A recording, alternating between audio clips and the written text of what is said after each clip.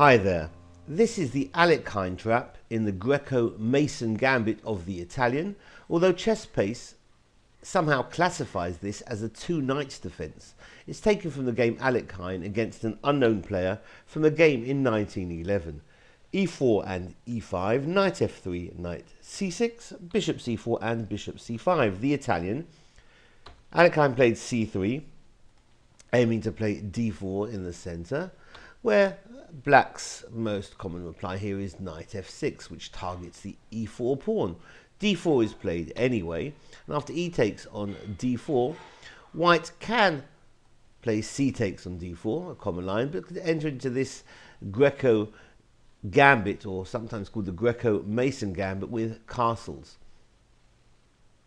And in this position, castling sets the stage for the trap, and the reluctance of black to take the pawn on e4 and leave the knight precariously loose along the e-file is perfectly understandable, although it is in fact black's best defense. If instead castles, then white is going to push on with initiative after c takes on d4, hitting the bishop, which drops back to b6. Now d5 hits the knight on c6, and the knight's going to run back to e7. Now the other knight on f6 is harassed with e5, and white is certainly pushing here. Black should continue with knight g4, although that looks quite ugly. If instead the knight drops back to e8, then white is in fact close to winning. First of all, d6, hitting the knight again. After c takes on d6 and e takes on d6, wherever the knight jumps to, white's going to get an advantage. If knight c6, then white will simply develop knight c3 with an amazing position, and this pawn on d6 is really a pain up black's backside. If instead knight g6, now bishop g5, another minor piece enters into the attack, hitting the queen. The queen's got nowhere to go. The f-pawn can't move, can't interpose because it's pinned to the bishop on c4, so knight to f6 is mandatory.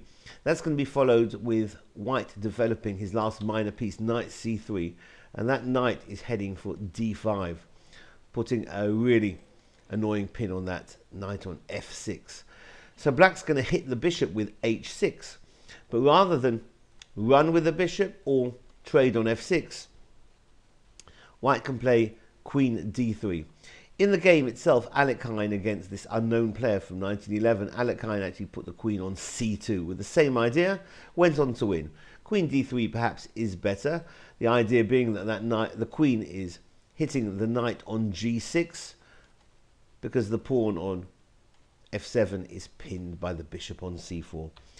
So if the king moves out of the pin by king h8, or here king h7, now the threat is h takes on g5, and the pawn on f7 is defending the knight on g6.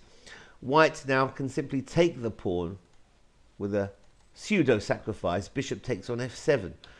After bishop takes on f7, and the threat now is bishop takes or queen takes on g6.